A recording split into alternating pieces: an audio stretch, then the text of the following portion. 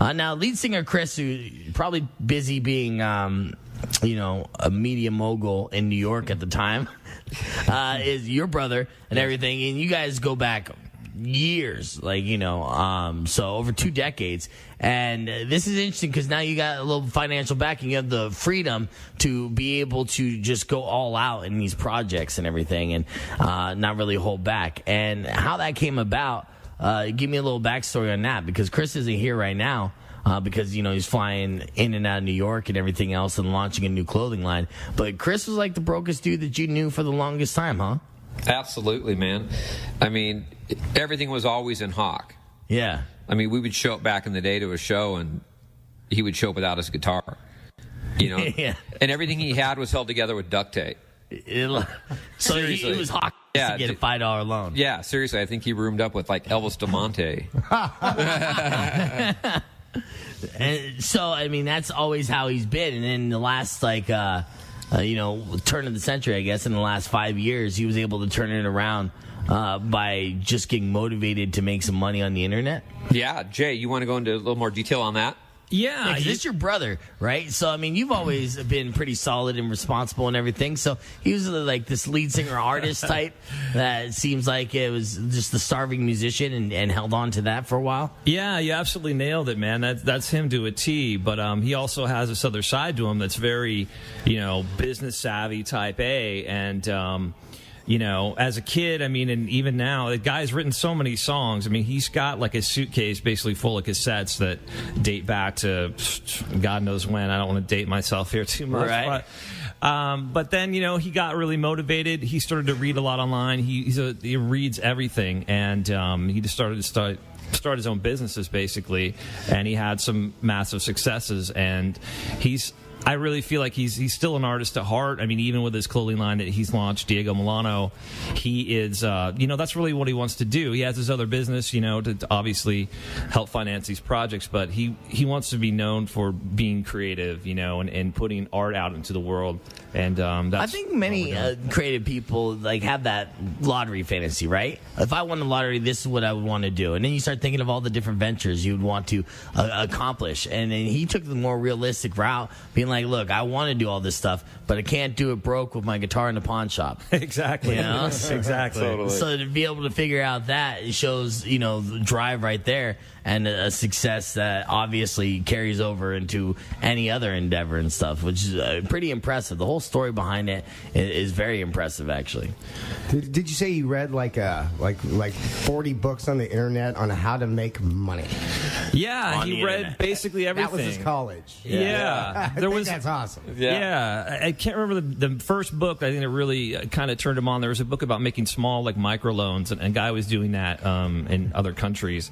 He started Title Max. That's the guy. Yeah, right? That's the guy. So it turned out well. But yeah, I mean, back in the day, like these guys were saying, I remember we were going to play a gig, and right before the gig, the guy pulls up and repos our bass rig. So that is such a letdown. Yeah, that was pretty tough. That was Sound City back in the day. Yeah. Dude, I remember when we would go to play Flagstaff or somewhere out of town, and we'd have to stop by and make a payment on his guitars or whatever. Or no, his CRX. His car was actually that's right. Yeah. parked at one of those hawk shops. Yeah. That's where he got the idea to start the Title Max. So now that he's well off and he's done good for himself, does he make up for it and then getting top of the line equipment and everything else? Yeah, definitely. And he's definitely helped us out. I mean, the main thing I think is he's been able to, the last record we did in Memphis at Ardent Studios. So to enable us to be able to have a real producer, a guy that's won multiple Grammys and stuff like that, working our music, I think that's really where he's been huge for us. Well, you see it and you hear it. It's just full on quality. It's ready for radio. And that's what it comes across immediately. I'm like, all right, these guys are polished and know what they're doing. So it was a no-brainer when I got it across my desk and stuff and listened to it. I was worried at first, but because as I always do, but it worked out really good. So I mean, all these songs could be radio singles. So that's why I want to get into our next track off the EP here called "Liar Liar." Is there any backstory behind it? Or that would be all Chris?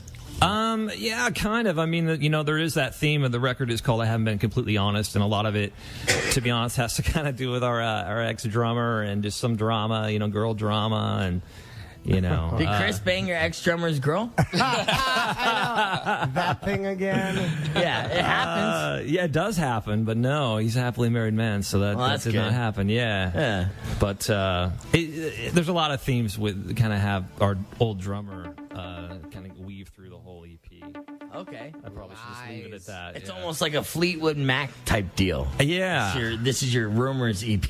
Yeah. Well, and you know how drummers are. I mean, you just never know what's going on. So with those yeah, guys. well, Phil is the new drummer, and it's you came in. Did you know any of this backstory as you came in to fill those shoes?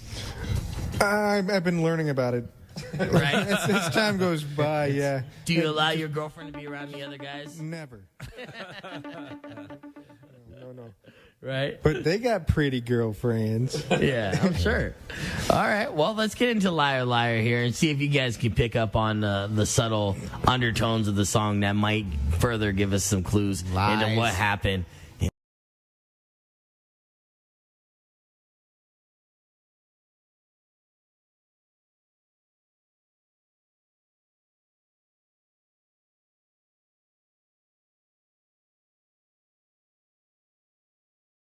You ever been at a party and your girlfriend disappeared and your best friend disappeared for like 45 minutes? I think that's the perfect song for that situation. Liar Liar from Prehab right here on TMI. Not saying that's what the song's about. Of course. Is that what the song's about? It might. Right? The whole where are you? Like, I think a lot of people have been in that situation. You know what I mean? Yes. I know. I don't know why you're looking at me. I'm not looking at I know. You're looking for approval. I'm like, I've never been in that situation. No, but there's been stories. Plenty of people that have been in that situation. Yeah, you get in that situation. You're like, hey, you know, like you're hanging out. This just happened. We had drama with the Ink Therapy guys that came in. That story was very that was similar to that. crazy. Like, you know, they took a group picture and everything, and, you know, the chick wasn't there, and the dude wasn't there in the group picture, and everyone was supposed to be there. And then in hindsight, liar, liar. There's two liars in that, too. I mean, if I could break this down, this is exactly what I'm going for, and I'll ask Chris when I see him live this Saturday at Salty's. You know, I like to pry. Hey, that's great, I man. grew up on Jerry Springer. What are you going to do? You know what I mean? I'm going for the drama there. Awesome. All right, so the big goal and stuff is get back in the studio and record another EP, but you actually have this EP available for free download, right? I do, yeah. Just go to prehabmusic.com, go to the music section. It's all there, and our first record is there as well. Nice. Yeah. So you get a little bit of everything. So cool. Well, You know what? I'm looking forward to this Saturday. I appreciate you guys coming in. You know, we enjoy spinning your music here, you know, and so if you guys ever want to request Prehab, it's easy. KWSS.org, go to the request link, and boom, we have them in our database. Not Coming Home was that first single. You're going to hear a lot more of these other two songs. Like I said, you know, they fall under this umbrella, just straight up rock, without leaning in one direction or the other, which, you know, makes it very palatable. In a good way, you know what I mean? Awesome. Palatable is also good. it's just really good. Yeah. Thanks so much for having us, Good is guys. just good, Yeah. you know. So yeah, keep up the great work. I'm excited for your injection of energy for this Saturday's second Saturday show. Absolutely. We can't wait. No Thanks problem. for having us. And next time we'll get Chris on the phone. He's probably, you know, mid-flight, flying over the Atlantic. I want him to be going to Milan. It feels right that that's what he's doing right now. Yeah, I like that. I like Jet that. setting to Milan. All right. Well, Chris, Phil, and Jason, thanks, guys. Prehab this Saturday, second Saturday, Salty Senorita for the love of tequila. Prehabmusic.com for the free download of both their records. So get some free music while you're at it.